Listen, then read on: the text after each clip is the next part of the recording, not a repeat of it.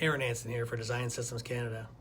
Here's an expensive engineering mistake that often isn't discovered until years after startup. We design equipment to run, but sometimes we forget to design it to be maintained.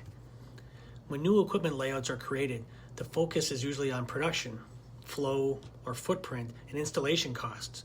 But eventually, every motor, pump, valve, filter, bearing, and gearbox will need inspection, repair, or replacement.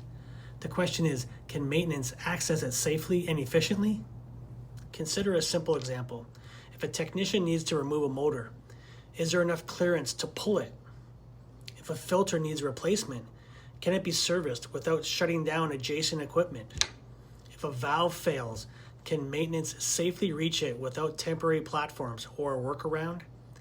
This is why maintainability reviews are an important part of mechanical design. Good engineering looks beyond installation day and considers the entire life cycle of the equipment. A few inches of extra access during design can save hours of downtime for years to come. Before approving your next layout, ask yourself where your priority is. How will maintenance access this equipment 5 years from now? Don't forget to like, subscribe, and follow us for more facility design insights. I'm Aaron Anson from Design Systems Canada. Looking forward to meeting you.